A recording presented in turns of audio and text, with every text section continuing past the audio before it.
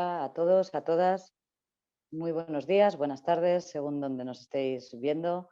Desde la Universidad de Deusto queremos daros la bienvenida y agradecer vuestra presencia en este Deusto International Talk, en la sesión de hoy, Educación por competencias en entornos virtuales, que lo organizamos en esta ocasión en colaboración con la Universidad Andrés Bello de Chile, dentro del marco de actividades paralelas al programa de formación conjunto de ambas instituciones, diplomado en aprendizaje basado en competencias para el contexto escolar. Mi nombre es Judith Cano y formo parte del equipo de la Deusto Internacional de la Universidad de Deusto. Y estaré a vuestra disposición a través del chat para resolver cualquier cuestión que pueda surgiros durante la sesión. Igualmente, si queréis hacer cualquier consulta, por favor, os animamos a que utilicéis el chat de preguntas y respuestas al que daremos respuesta al final de esta sesión de hoy. Y por último, recordaros que la sesión va a ser grabada y que compartiremos con todos vosotros y vosotras el vídeo en los próximos días. Dicho esto, voy a dar paso y os voy a presentar a los panelistas de la sesión de hoy. Por un lado, tenemos a Ignacio Muñoz, doctor en Historia, especialista en epistemología, políticas educacionales y educación basada en nuevos medios, director de Educación Continua de la Facultad de Educación y Ciencias Sociales de la Universidad Andrés Bello en Chile, con amplia experiencia como director en equipos multidisciplinares y a cargo del desarrollo de proyectos basados en nuevas tecnologías, portales educativos, culturales, etc. Junto con Ignacio nos acompaña en esta ocasión Visitación Pereda, doctora en Ciencias de la Educación por la Universidad de Oporto y por la Universidad de Deusto. Trabajó durante varios años en universidades públicas portuguesas y desde el 96 pertenece a la Universidad de Deusto, donde ejerce como profesora titular e investigadora en diversos proyectos internacionales, además de coordinar el máster universitario en Dirección y Gestión de Centros Educativos online. Buenas tardes, Ignacio. Visitación. Buenas tardes a todos. Buenas tardes, Judith, buenas tardes a todos. Bueno, pues después de esta presentación de nuestros panelistas, vamos a proceder con este diálogo, con esta conversación entre colegas respecto a la educación por competencias. Entonces, en relación a esta conexión, ¿no?, entre esa educación y los entornos virtuales, el mundo de la tecnología, ¿cómo llega un académico, Ignacio, a transformarse en especialista en este campo online? Y claro, visto un poco ahora en este contexto en el que estamos viviendo o en el que lo hemos dejado un poco atrás, ¿no?, en ese contexto de pandemia donde nos hemos transformado todos en este entorno virtual. Así que te lanzo la pregunta, Ignacio. Gracias, Judith. Oye, quiero explicarles esto desde mi biografía, porque no sé si se dieron cuenta, pero yo soy historiador, me formé para sumergirme en los archivos y nada más opuesto al mundo de los bits y a los bytes que lo que yo soy en términos de mi carrera. Hice un doctorado además en epistemología y un recorrido en el campo de mi especialidad, que es filosofía de la historia. Pero a mí, como a muchos y a varios de ustedes, la vida me fue llevando para otro lado hace unas 2 o 3 décadas. Yo había creado Judith y Visitación, una consultora para apoyar el sistema cultural y educacional chileno a nivel de proyecto en el momento en que nuestras instituciones comenzaron a vivir un proceso embrionario de transformación digital, utilizando tecnologías y lenguajes que ninguno dominaba muy bien. Sin buscarlo, me fui transformando en director de equipos multidisciplinarios a cargo de desarrollo de plataformas, menos Kant y más plataformas, portales culturales, procesos de digitalización, incluso en formatos que ya no existen, porque la fluidez del cambio ha sido vertiginosa. Y como parte de esto, tuve que aprender a armar LMS y a conducir procesos formativos online en una etapa en que no teníamos mucha idea de cómo funcionaban las cosas en ese contexto. La educación a distancia funcionaba en una especie de no lugar, bajo el arraigo de áreas comerciales, pero no académicas, con indicadores de progresión estudiantil que eran tan desoladores como los que tienen hoy en día los MOOCs, por ejemplo. Yo estuve ahí aprendiendo un poco sobre la marcha por ensayo y error, y recuerdo que en un escenario un poco de entropía, estoy hablando hace 20 o 30 años, en que nosotros sabíamos los especialistas de este micromundo que la revolución de las TICs iba a provocar un terremoto en el mundo de la cultura. Sabíamos que iban a desaparecer diarios, cines, televisión, imprentas, librerías, teatros, museos, taxis y supermercados. Sabíamos que iba a haber cambios radicales también en colegios y universidades. ¿Desaparecer es fumarse? No, más bien vivir un proceso de transformación profunda en su ADN, como están viviendo ciertos sectores que ustedes visibilizan en los transportes, qué sé yo, con las aplicaciones. Nos dábamos cuenta en esa época, sin embargo, de que los líderes naturales del sector, el reducto académico, que es ultraconservador, seguían actuando como si las cosas no fueran a cambiar, como si los lugares y los epicentros de la cultura fueran a ser los mismos siempre. No va a ser así. ¿Mm? Cuando me incorporé a la universidad, llegué, si ustedes se fijan, convertí en una especie en un híbrido extraño de entusiastas tecnológicos que pensábamos que todo el mundo de la educación se iba a ir al online, y le puse un poquito de ese énfasis a la etapa mía. Y así llegué, como te decía Judith, por mi biografía.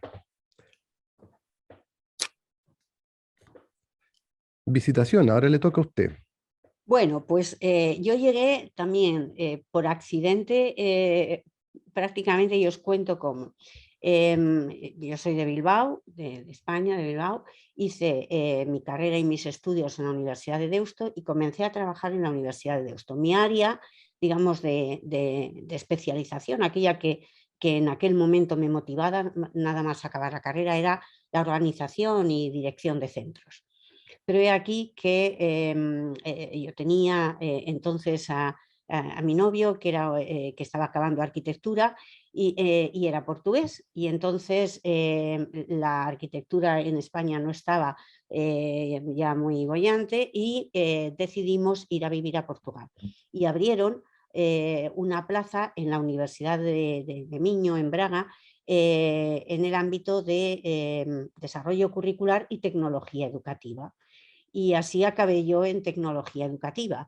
No abandoné nunca el área de organización y dirección de centros, en la que de hecho me mantengo, pero tuve que hacer mi tesis. Después de 7 años en la Universidad de Braga, pasé a la Universidad de Oporto. Tuve la suerte de crear con 7 compañeros la facultad, el origen de la Facultad de Ciencias de la Educación allí, y trabajé durante estos 14 años, 7 en un sitio y 7 en otro, en tecnología educativa, formando a los futuros profesores o a los profesores que ya estaban ejerciendo como profesores y que llevaban a cabo los cursos de profesionalización.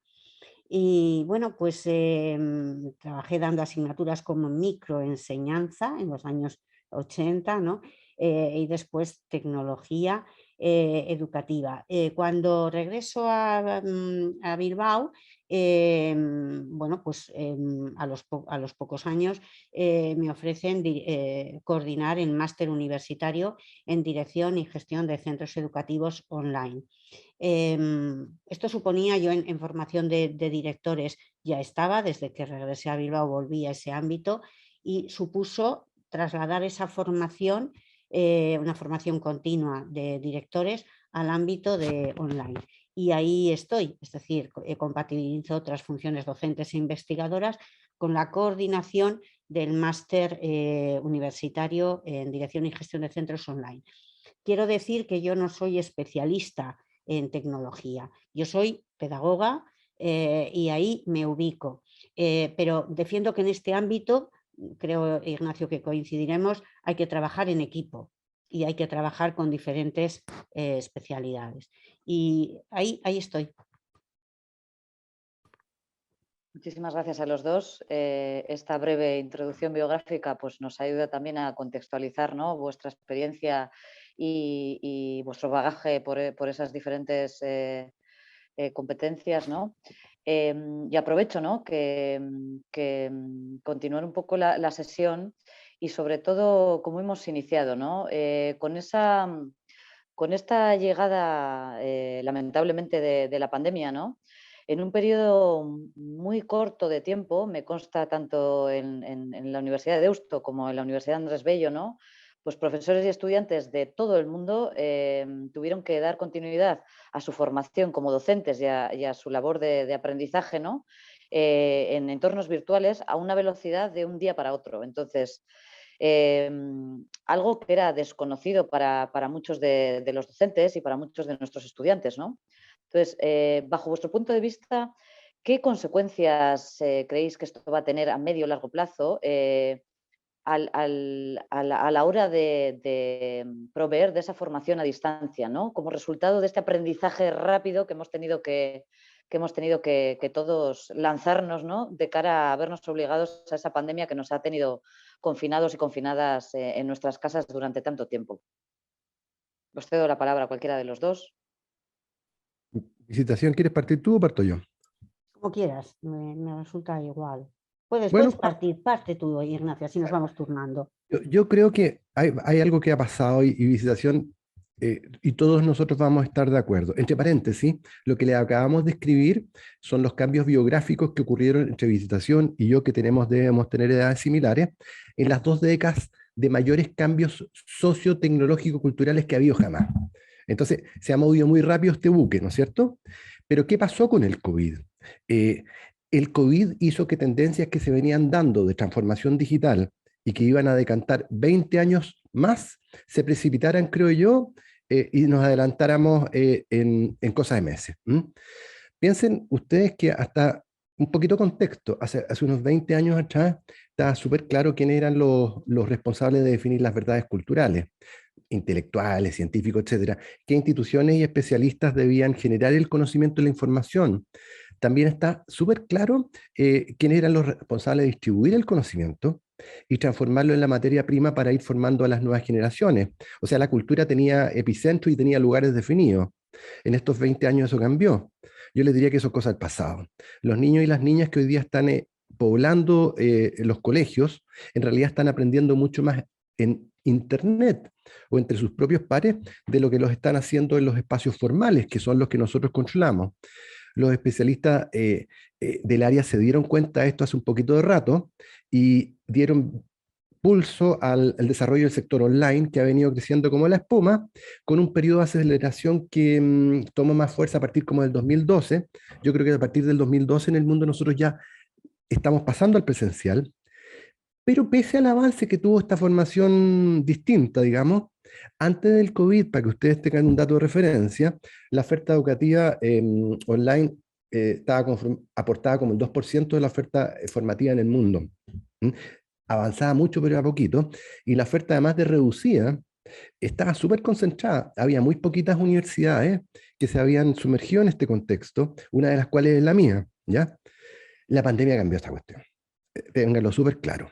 En 2 o 3 meses nos obligaron a todos nosotros, todos los profesores y 1.600 millones de estudiantes a experimentar un tipo de educación completamente distinto, que Visitación ya lo había conocido en los 80, pero nadie más, por un tiempo largo, 18, 20 meses.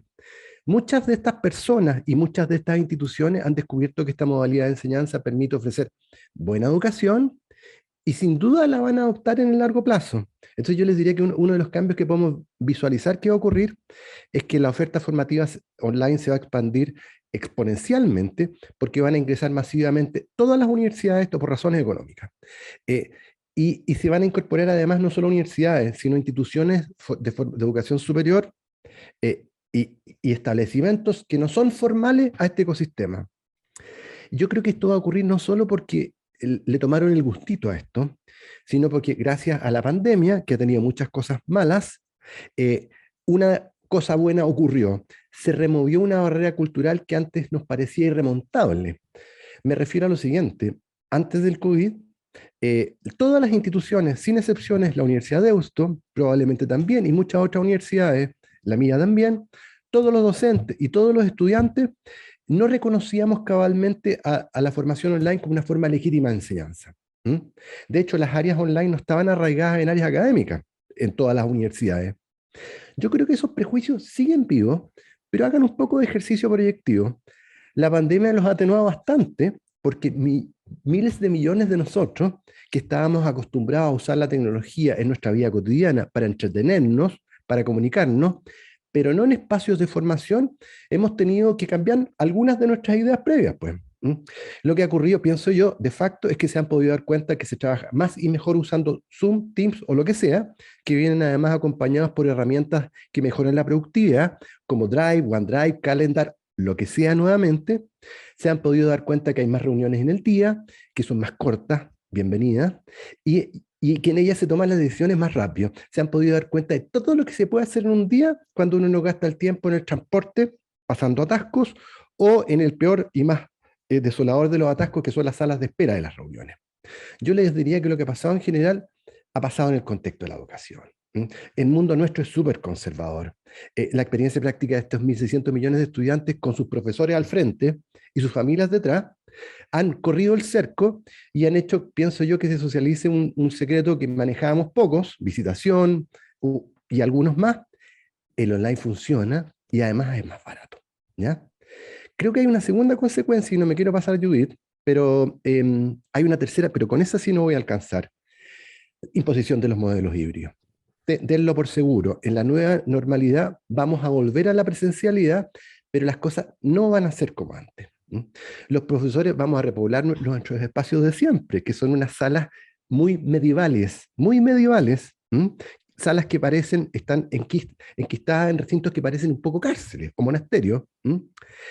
Vamos a volver con una carga de experiencia y aparte de eso, parte de esa experiencia sociotecnológica la vamos a traer de vuelta.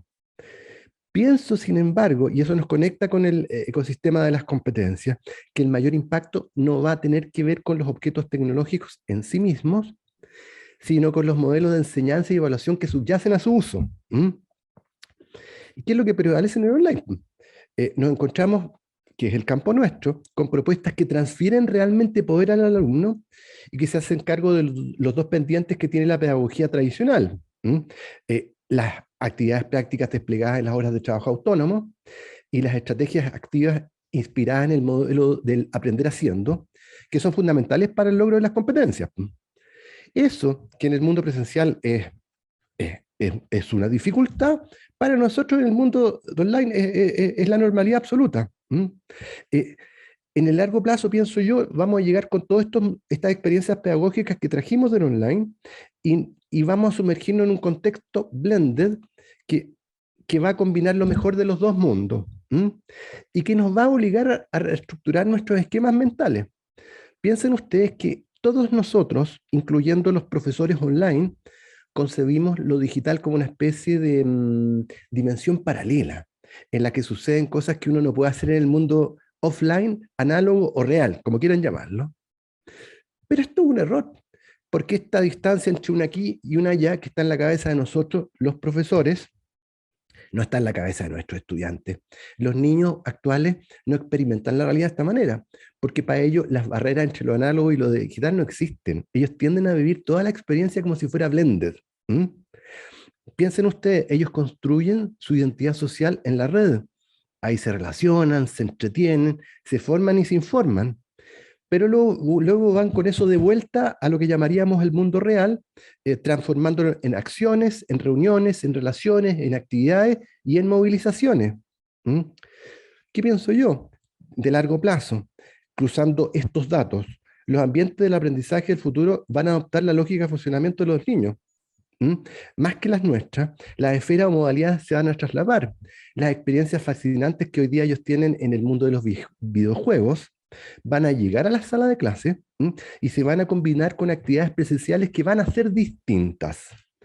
Y como van a ser distintas, pienso yo, vamos a tener que reestructurar nuestros espacios, pues.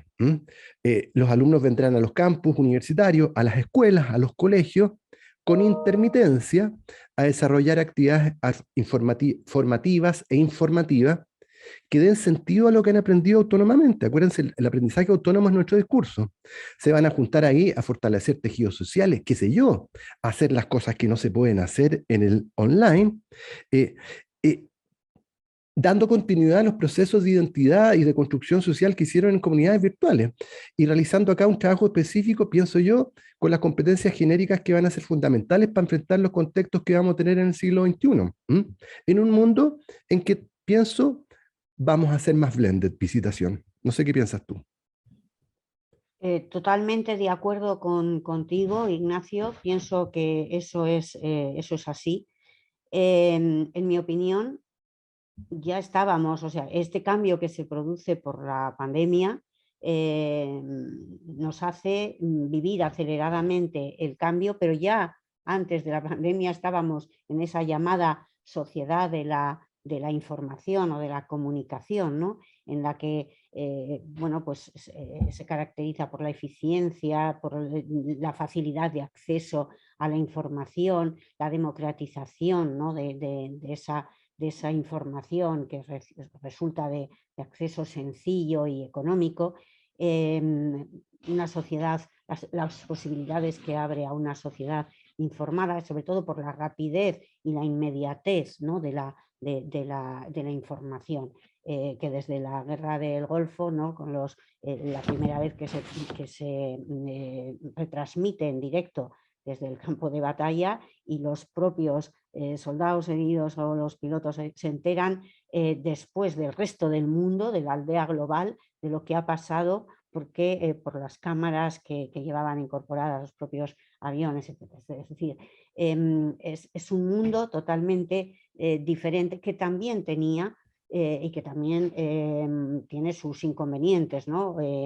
O sus posibles inconvenientes, la homogeneización de la cultura, el desempleo, la precarización del empleo, ¿no? Muchas personas que pasan de trabajos físicos a trabajos más relacionados con la información, ¿no? El hecho de que la información transmitida sí que es muy abundante, pero no siempre es verídica, y eso genera bulos que pueden hacer daño, y de hecho se convierten en virales y hacen posibles daños, ¿no? Y sobre todo el excesivo volumen de información y la dificultad de elegir aquella información que realmente es solvente, es verídica, que es la diferencia entre la sociedad de la información y la sociedad del conocimiento, ¿no? No es verdad que información y conocimiento van de la mano dada, pero entre información, conocimiento y saber hay un tránsito que es importante diferenciar, ¿no? Mientras que la información nos llega sin hacer ningún esfuerzo y desde luego sin poner en juego nuestras facultades intelectuales superiores para generar saber y sobre todo y conocimiento, ¿no? Ahí ya el salto es diferente y tenemos que poner en marcha nuestras herramientas cognitivas para poder crear ese saber que no se construye sin una creatividad de nuestra parte y, como tú decías, Ignacio, por supuesto, con una intervención activa nuestra, ¿no? Creo que lo más importante que yo destacaría es que a pesar de que ya vivíamos, como decía, en este mundo, tú has enfocado más el aspecto tal vez más social, general, cultural. Si nos fijamos en lo que ocurría en los centros educativos, había como una distribución de las personas en 4 sectores: los que sabían del tema y querían que aquello fuera para adelante, los que sabían del tema pero no estaban muy interesados en que la cosa avanzara, luego los que sabían pero no querían, ¿no? Y los que no sabían y no querían. Es decir, las 4 variantes del saber y del querer. Pero claro, esto era algo que, bueno, que viene, que vamos metiéndonos en la sociedad digital, y que, bueno, pues que hay que ir poco a poco. Pero al final, en los centros, muchas veces era como si se estuviera representando una función en un decorado que pertenecía a épocas anteriores, no a la sociedad de la información y de la comunicación en la que estábamos, y en la que algunos se iban integrando a un decorado ya acorde con el momento en que vivíamos, pero otros permanecían ahí. Las resistencias a la incorporación, por diferentes motivos, y que no establecemos juicios de valores, existían y estaban ahí, ¿no? La pandemia, ¿qué hace? La pandemia de repente nos coloca a todos en una situación de crisis y de shock, en la que ya esa distinción entre lo que pienso racionalmente del tema, las emociones, las actitudes, se mezcla todo y hay que dar una respuesta de urgencia. Y en esa respuesta de urgencia, por mor de las circunstancias, resulta que hay muchos profesores que se dan cuenta de que al final esto pues tiene sus ventajas. Se van reduciendo esos prejuicios en algunos casos que se tenían previamente y el miedo ante lo desconocido, porque esto es una inmersión en toda regla, ¿no?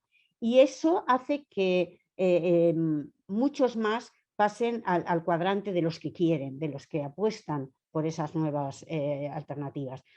Y yo creo que progresivamente esto ha hecho que una vez pasado ese momento de furia inicial, ¿no?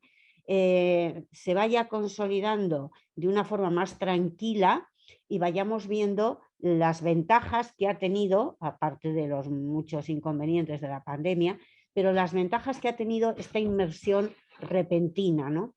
Sí que yo creo que este proceso de resistencias para algunos ha servido para ya resistirse de por vida y ya no, y para otros muchos para reconocer las ventajas que puede tener el aprendizaje online y sobre todo para entender que esto no es una relación unívoca, aprendizaje online, resultados, no, es que aquí juegan muchos otros aspectos. El que sea online es casi una circunstancia, pero luego en el contexto educativo intervienen muchos otros factores que la pandemia también ha puesto en cuestión, ¿no? El conocimiento de las propias familias, la formación sobre estos, la disponibilidad de recursos, ¿no? Muchas familias que no tenían recursos suficientes y que por lo tanto si falla en online no falla precisamente por en sí el online, sino porque no hay recursos para hacer una buena educación online, ¿no? Profesores que no sabían cómo resolver situaciones, cómo poder hacer trabajos en grupo, incluso cómo dar las clases a la hora, bueno, por falta de formación. Yo creo que lo que se ha conseguido es hacer un checklist de todas las variables que intervienen en la creación de un contexto que permita un diseño adecuado de un proceso de enseñanza-aprendizaje online que lleve a una eficacia y que, como tú decías, puede incidir en una eficiencia mucho mayor de los recursos, de las energías, etc. Yo sí que creo, como tú, que esto ha llegado para quedarse, que nada va a volver a ser igual, nada va a volver a ser igual. La situación de pandemia, la situación prepandemia no se va a recuperar nunca y que se han roto, se han desdibujado los límites entre la educación online y la educación presencial. Y entre un extremo y otro han surgido multitud de variedades, de combinatorias, que es lo que vamos a ver, ese híbrido que tú decías, ese blended, de aquí en adelante, ¿no? Bueno, desarrollamos los otros puntos. Sí, muchas gracias a los dos. Y en la línea que estáis comentando, ¿no? Que en algunos de vuestros comentarios habéis incidido en esta cuestión, ¿no? En esas, digamos, luces y sombras de esta modalidad de enseñanza en entorno virtual, ¿no?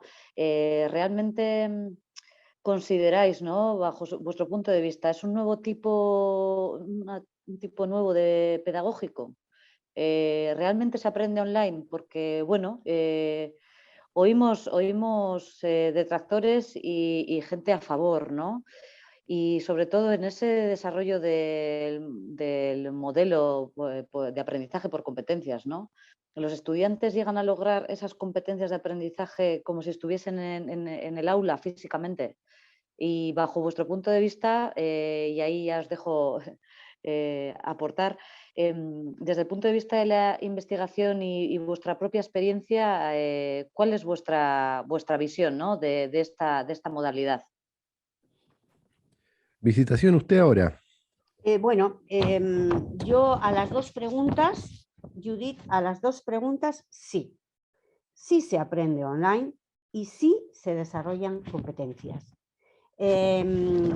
Lógicamente el aprendizaje online y el aprendizaje tradicional son presencial, son diferentes y ofrecen posibilidades diferentes, ¿no? Bueno, pues, pero lo más importante, lo que es más importante es la calidad de la educación y el diseño del contexto educativo y eso yo creo que la formación online o la formación presencial con todas las técnicas y las ayudas y las plataformas y los recursos no han de ser más que la caja de herramienta de un profesor y que por detrás lo que tiene que haber es un profesor con una óptima formación como docente, al que tiene que acompañar después esta otra formación digital, pero que ha de ser esa la clave, ¿no?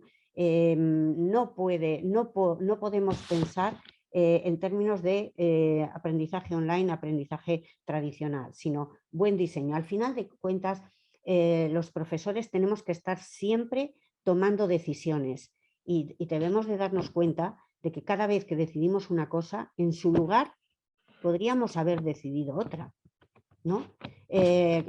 Y esa decisión que siempre, cuando tomamos una decisión siempre es arriesgado, ¿no? Pero nos equivocamos mucho menos cuando sabemos más sobre aquello sobre lo que decidimos. Y esto es lo que ocurre con la modalidad de aprendizaje. Decía antes Ignacio, ¿no? Y a mí me ha gustado mucho cuando lo ha dicho, que al final lo importante es hacer una composición, he entendido un poco esto, ¿no? Con aprendizaje online, aprendizaje presencial. Esto lo damos online, esto lo damos presencial, sin que tenga que ser todo de una forma o de otra, las diferentes combinatorias, ¿no? Y eso yo creo que va a pasar, que al final en clase un profesor, yo por ejemplo tengo mis asignaturas de grado, no hablo de las del máster online, digo de las de grado presenciales. Antes de la pandemia ya lo tenía, la pandemia en ese sentido no significó nada para mis clases porque no tuve que variar nada, excepto conectarme por Meet en vez de ir al aula 356 y los alumnos tienen allí colgado los documentos, las actividades, las tareas, los cronogramas y no me molesta nada, al contrario, tienen el móvil en la mano, la tablet y trabajamos así, entrando y saliendo de la plataforma, juntándonos en grupos presenciales y a lo mejor uniéndonos con otros grupos de otras instituciones online, y eso no sería posible si no tuviéramos esta versatilidad, ¿no? esta flexibilidad. Entonces yo creo que el aprendizaje online ofrece unas oportunidades para el aprendizaje por competencias muy, muy importantes. Economiza en unos aspectos, ofrece otras variantes y se combina perfectamente, maridan perfectamente, ¿no? El aprendizaje online y el aprendizaje presencial. Y yo creo que sobre todo lo que hay que ser es un buen profesor que sabe generar contextos de aprendizaje, que sabe manejar las variables del aprendizaje y que eso lo hace tanto en la mayor parte de las cosas que queremos hacer presenciales. Hoy en día, que en eso la pandemia ayuda mucho a desarrollar mucho, ¿no? Las plataformas, las herramientas, mucho más intuitivas, mucho más fáciles de usar, etc. Entonces,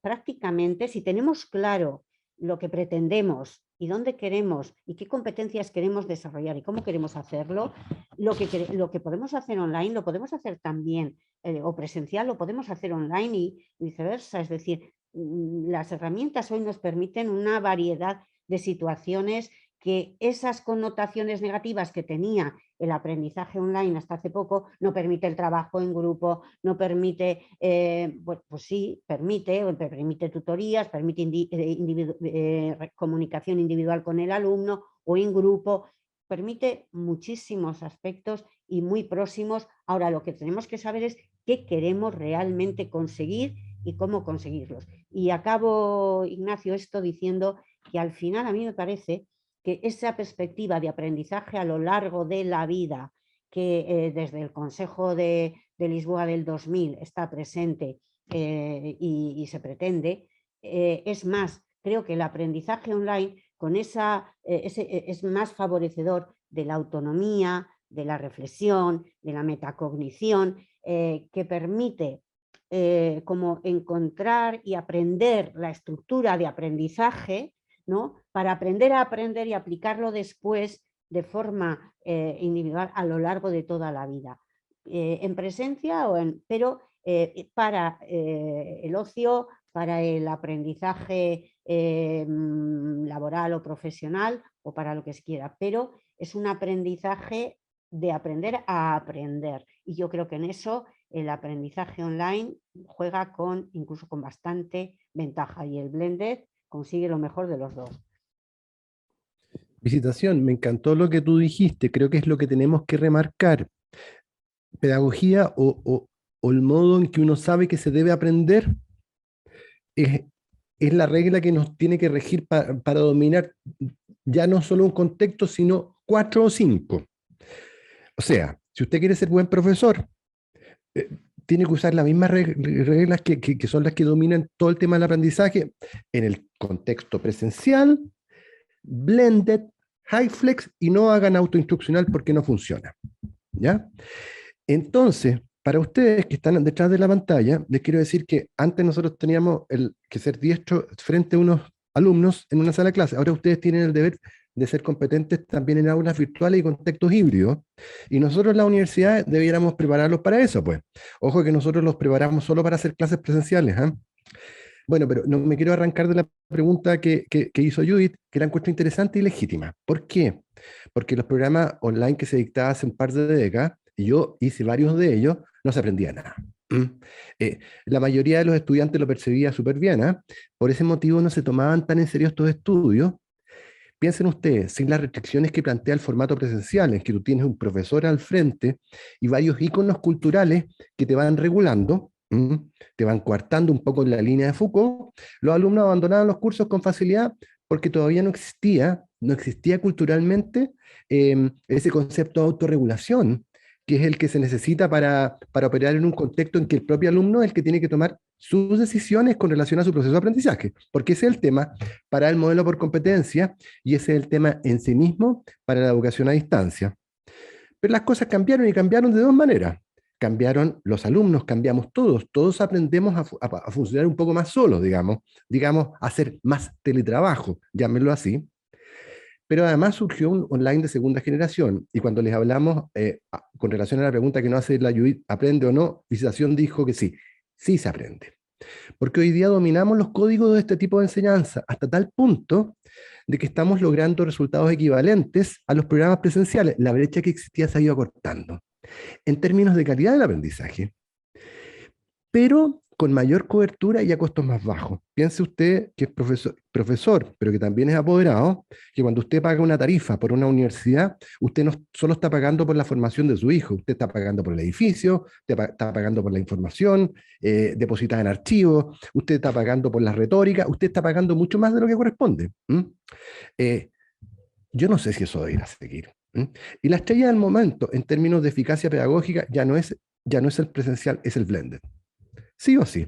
Algunas áreas disciplinares se adelantaron un poco a experimentar con estos híbridos, por ejemplo, en salud. Pucha que se aprende en los campos clínicos o en los contextos de simulación, ¿no es cierto? Pero, aunque sí podemos responder con entusiasmo que sí se aprende, el aprendizaje no corre por parejo todavía. ¿Qué es lo que sabemos desde la investigación? El online es débil en preescolar y escolar, que es un área en que todavía domina la tradición pedagógica centrada en los contenidos. Nos encontramos allí con muchos docentes ejemplares que se resisten, como decía Visitación, a delegar poder en el alumno, pero nos encontramos también con alumnos que tienen problemas para asumir responsabilidades con relación a su aprendizaje e incluso sus vidas, ¿no es cierto? En educación superior, el escenario es distinto, pero tenemos un cuadro dicotómico. En el caso de los pregrados, especialmente primer y segundo año, ojo, las tasas de deserción al primer y segundo año en educación superior son desoladoras, nos encontramos con problemas similares a los que confrontamos en el contexto escolar porque es el mismo estudiantado. El postsecundario es un alumno escolar. Está llegando a la universidad, primer y segundo año, casi es una prolongación de la enseñanza media hoy en día.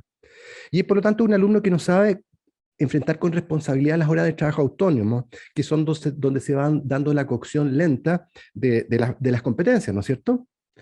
Y eso repercute de manera objetiva en los indicadores de logro académico. Y recuerden, a nosotros en las universidades, hay muchos de ustedes que trabajan en colegios, nos fiscalizan agencias de calidad que nos exigen que cumplamos con los perfiles de ingreso y que llevemos a todos nuestros alumnos a terminar su ciclo formativo en un tiempo dado.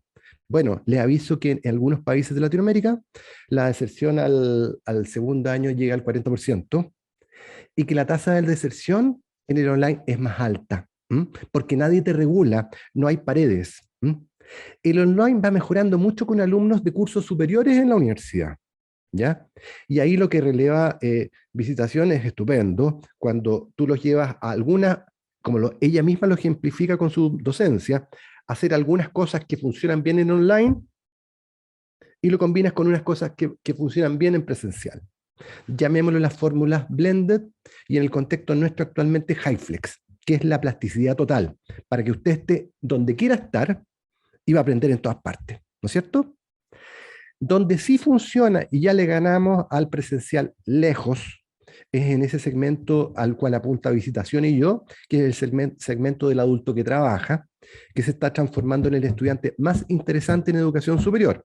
Nosotros no estamos recibiendo solamente postsecundario, hoy día estamos recibiendo a profesionales que están en ese ciclo que destacó Visitación, que se tiene que formar y reformar, aprender y desaprender durante sus 40 años siguientes, ¿no es cierto? Y funciona bien por razones que son obvias. El mercado nos está exigiendo profesionales de distintas áreas que tengan la capacidad para actualizar la formación que recibieron en su colegio, en su centro y en la universidad, que ustedes saben y nosotros sabemos es muy teórica y sigue estando desconectada de necesidades del mercado laboral, porque las universidades funcionamos como ecosistemas cerrados, por más que declaremos el modelo por competencia. Eso solo se puede alcanzar, esa ligación directa con el mundo de la realidad a través de programas online, por razones que están a la vista y que son prácticas y ustedes tienen que conocer y reconocer. La formación online es la única que es compatible con el tiempo, el trabajo y la vida, porque cada alumno elige cuándo y dónde estudiar. A nosotros las organizaciones acreditadoras nos piden que hagamos actividades sincrónicas. No, el online es asincrónica, el online es libertad, ¿no es cierto? Nos encontramos allí además con el alumno ideal para el modelo por competencia. Piensen ustedes, a Visitación y a mí, nos llegan alumnos que a veces pagan por sus estudios, que se saben autorregular, que saben manejar sus horas de trabajo autónomo y que entienden las oportunidades formativas como un regalo, como un medio para lograr mejoras reales en desempeño o ascenso. No vienen a perder el tiempo, no hay tasa de deserción acá.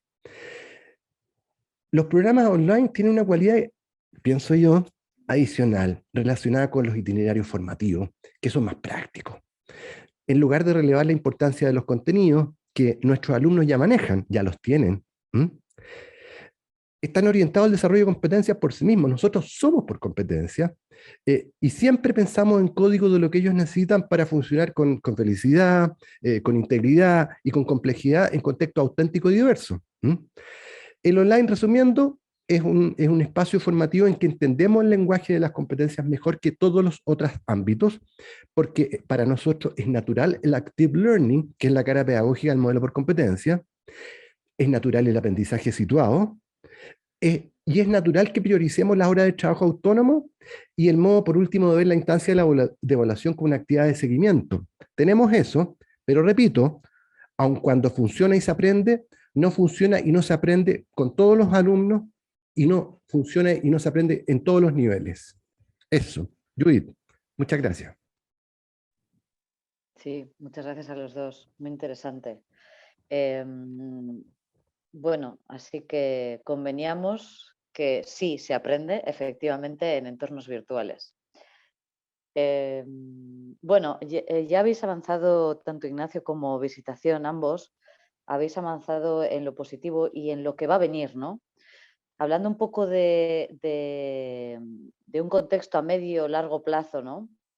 ¿Qué cambios consideráis que se van a imponer en esta metodología, en esta pedagogía online? y sobre todo ya habéis avanzado algunos de los modelos, ¿no? Ignacio, me voy a quedar con ese HyFlex, porque además de este impulso que nos ha traído la pandemia, ¿no? ¿Cómo imagináis, ¿no? El futuro del online, ¿no? Y sobre todo en el papel del docente como de la participación del alumnado, que Ignacio ya nos ha dado algunas pinceladas, ¿no? De esa participación. Pero hablando un poco del futuro, ¿no? Y después ya daremos paso, será mi última pregunta para vosotros, porque ya daremos paso a muchas de las preguntas que estamos recibiendo a través del chat. Gracias. Visitación usted. Como quieras. A ver, yo creo que efectivamente la pandemia COVID, ya un poco como en síntesis, ¿no?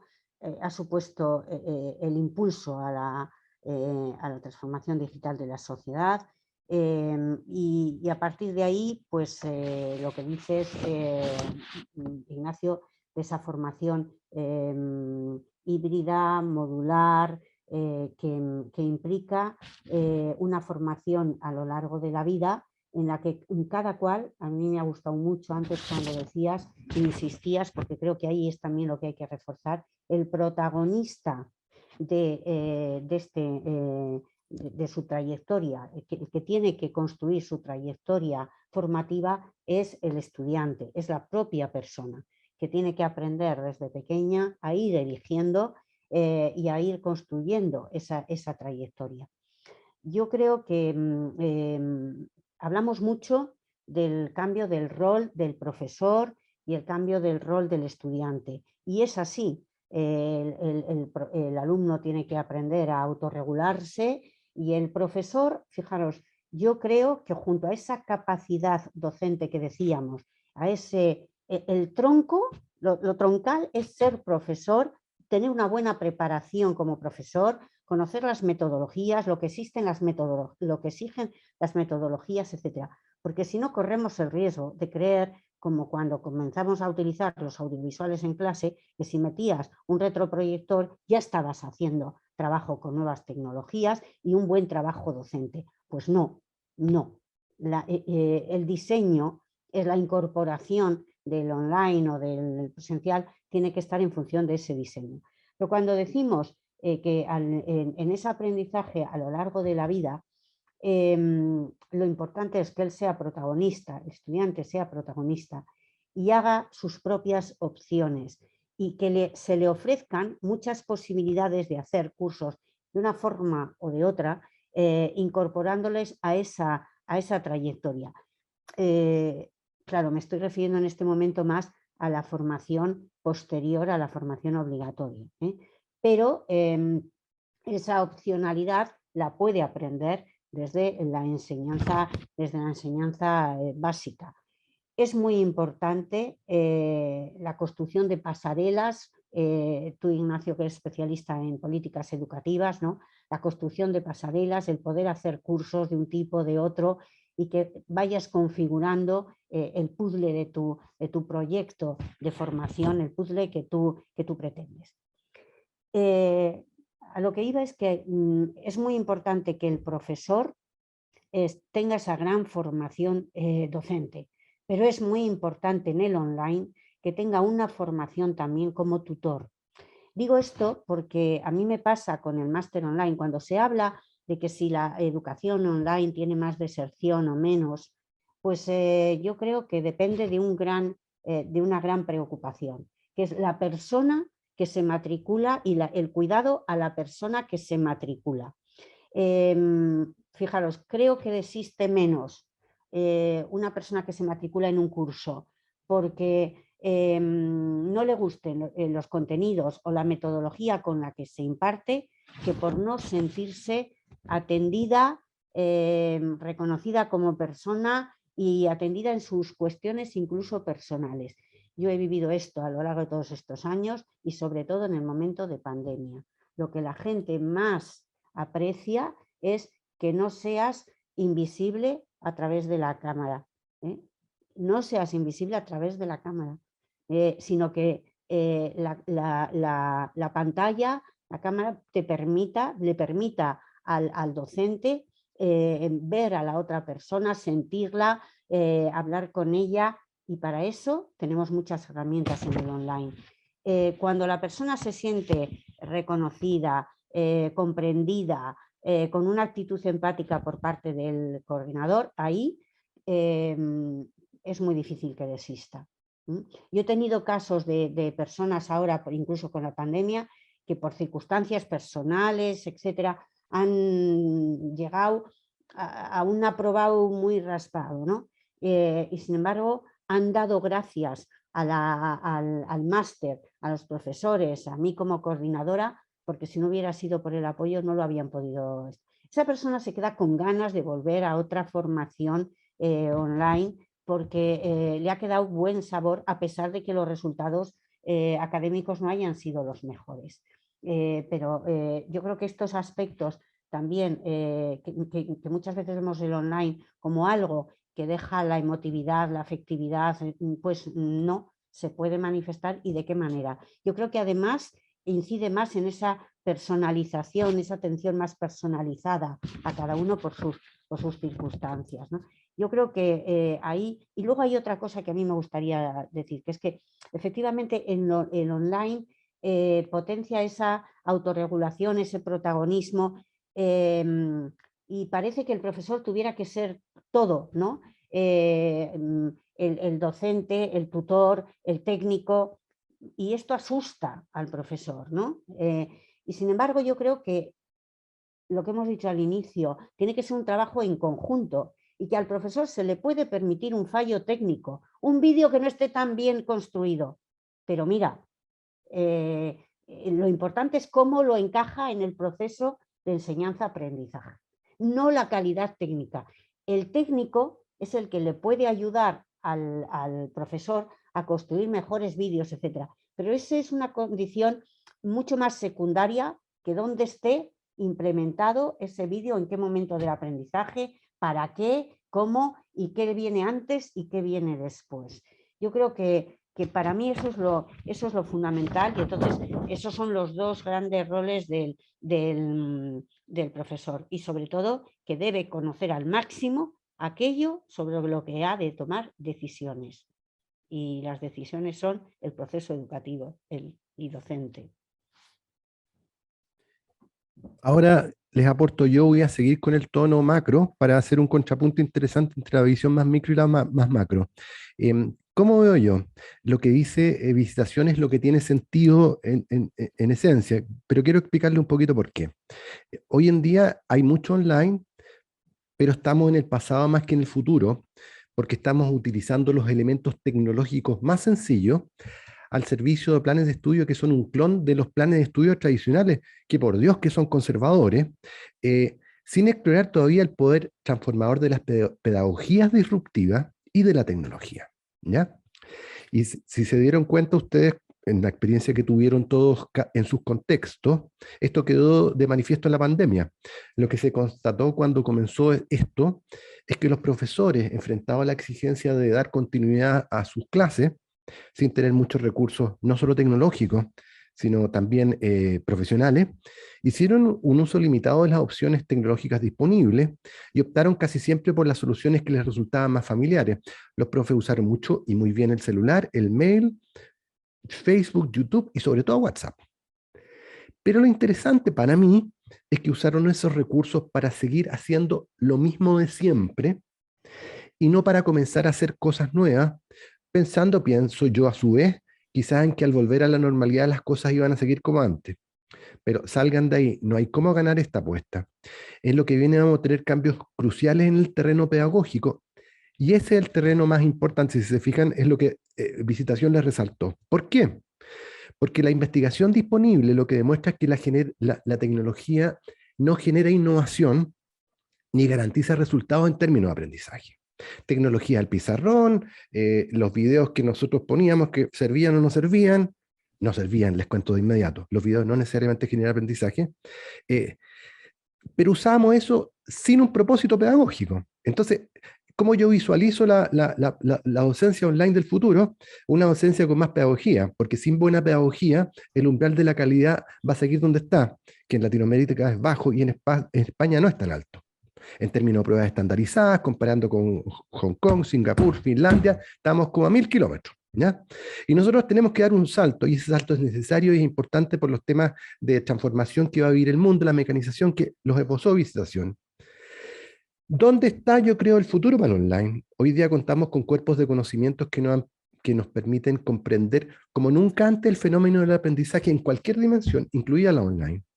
Y contamos además con millares de ustedes, docentes, con un espíritu inquieto, que podrían transformar sus propias cátedras en laboratorios para experimentar con cambios, para probar la efectividad de fórmulas nuevas, que quienes las manejan no somos nosotros, no somos los profesores, son los que trabajan en la industria de los videos, son los que están haciendo cortos para Netflix, son los que están trabajando la información con densidad, pero en los lenguajes nuevos, que son reconocibles para los niños, para los jóvenes, que son nativos digitales, y que no piensan en términos de texto.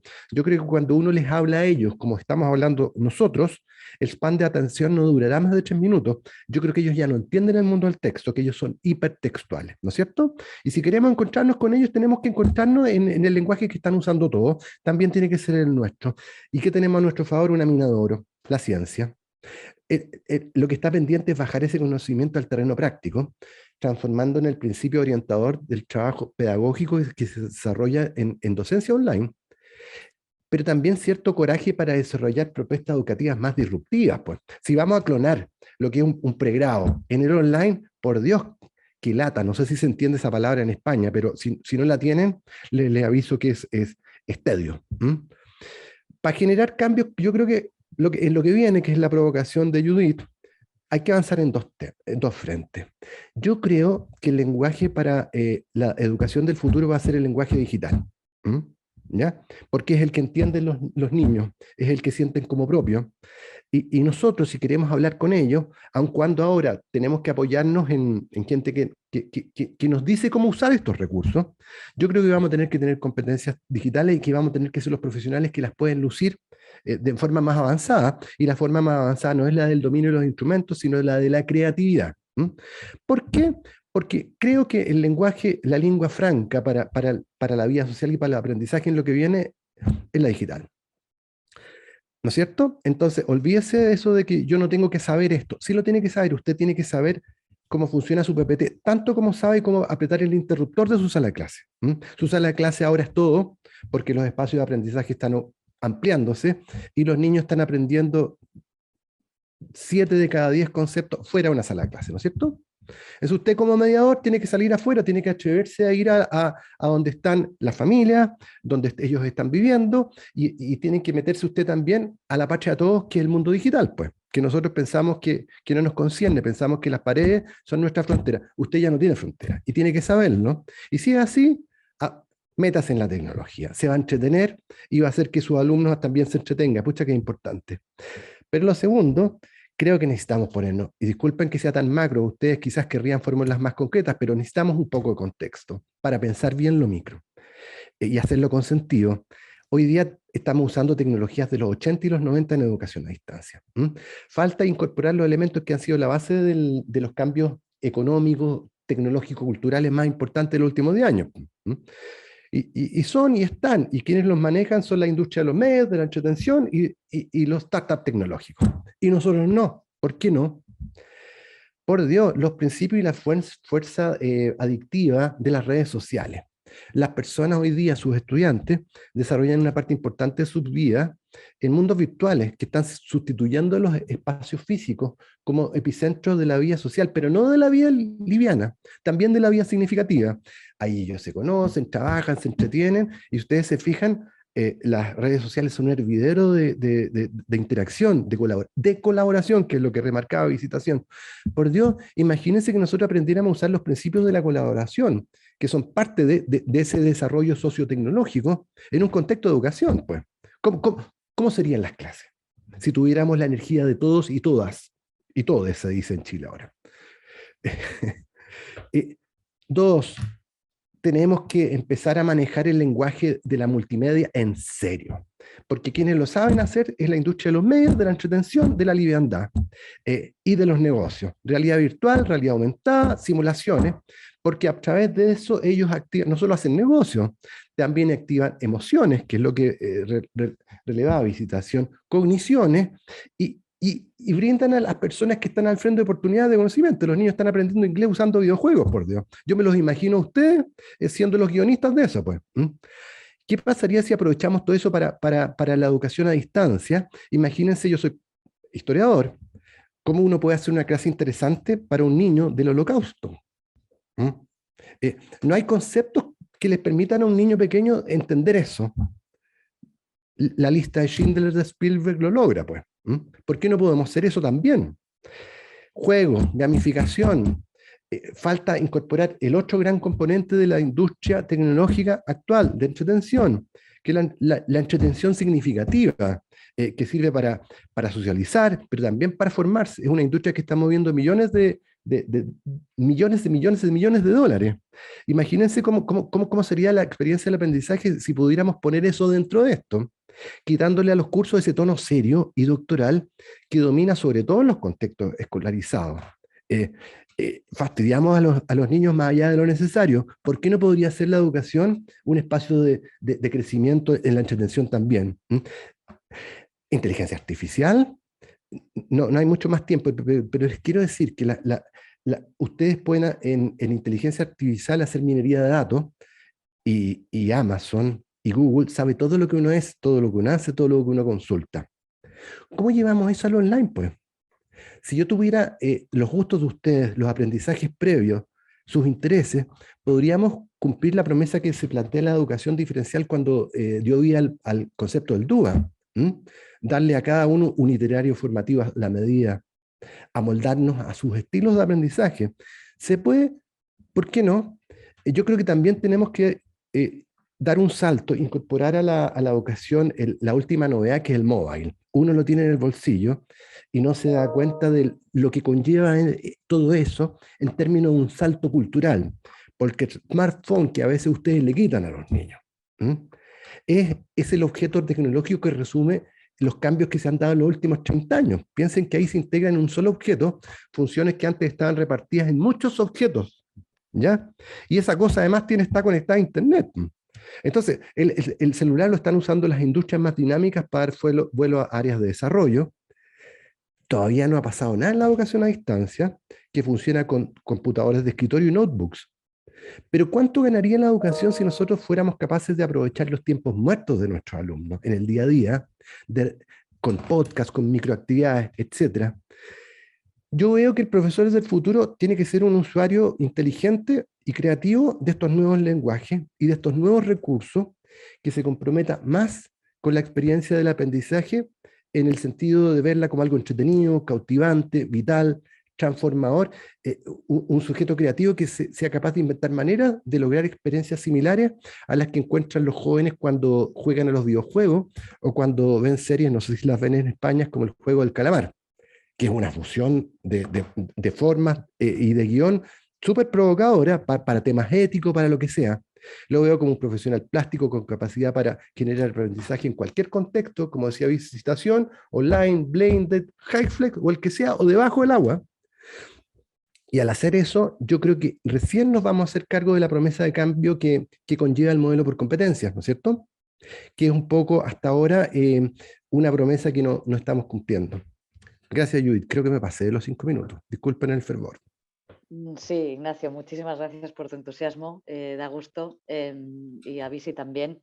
Tenemos muchas preguntas. Lo que vamos a hacer, ya que ha pasado una hora y casi no nos hemos dado ni cuenta, es vamos a responderos a todos los asistentes, a todas vuestras preguntas, una vez que os facilitemos la grabación de esta sesión, ya que vamos muy escasos de tiempo.